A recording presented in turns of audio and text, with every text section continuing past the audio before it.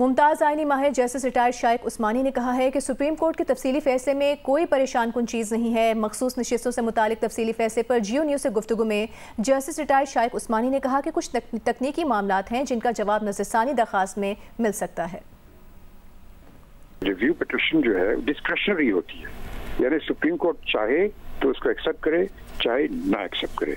अब ये पॉइंट कि उन्होंने पिटिशन उन्होंने रिक्वेस्ट ही नहीं की थी, वो पार्टी नहीं थे तहरीक इंसाफ, क्योंकि ये पॉइंट ऐसा है जिसपे के रिव्यू पिटिशन एक्सेप्ट हो सकती है, वरना रिव्यू पिटिशन डिस्क्रेशनरी है।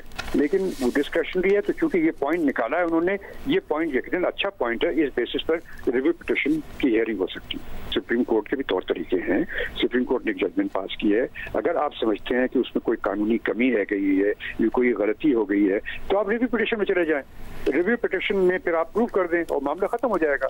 लेकिन अगर आप नहीं जाते रिव्यू पिटिशन में तो उस सूरत में फिर वो लागू हो जाएगी सुप्रीम कोर्ट की जजमेंट। अगर सुप्रीम कोर्ट की जजमेंट को इस तरह से रिजेक्ट कर दिया जाए तो सारा निज़ाम आपका गरम बरम हो जाएगा। चेयरमैन पिलडार्ट अहमद बिलाल महबूब ने कहा है कि तफसीली फैसले से मामला मजीद बेयकीनी का शिकार हो गया है। फैसला बहुत ताखीर से जारी किया गया है, 2 महीने से भी ज्यादा अरसा गुजर गया है। इतने अहम मामले पे इस मामले को ताखीर का शिकार करना महज इस वजह से कि तातीलात है, ये मेरे ख्याल में दुरुस्त नहीं था। रिव्यू पिटिशन के नतीजे में हो सकता है कोई फुल कोर्ट की तरफ से कुछ क्लैरिटी आ जाए, क्योंकि वहाँ मुख्तलिफ फरीकों को सुना जाएगा। हो सकता है कौमी असम्बली के वकील की तरफ से भी कुछ सुना जाए, तो उसकी एक पॉसिबिलिटी है। हो सकता है उसमें 8 में से कुछ जजेस अपनी राय भी तब्दील कर लें, इस बात का भी इम्कान है।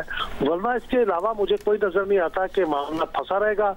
जिस तरह इलेक्शन के मौके पे एक डेट के ऊपर सुप्रीम कोर्ट के फैसले पे इलेक्शन कमीशन ने अमल नहीं किया था, कौमी असम्बली उसके खिलाफ खड़ी हो गई थी, पार्लियामेंट, मुझे लगता है अब भी हम उधर ही जा रहे हैं कि पार्लियामेंट खड़ी हो गई है और पार्लियामेंट और इंतजामिया एक तरफ है और सुप्रीम कोर्ट एक तरफ है। इस पर अमल दरामद नहीं होगा, इसमें सुबकी होगी इदारों की भी और पूरी कौम की भी।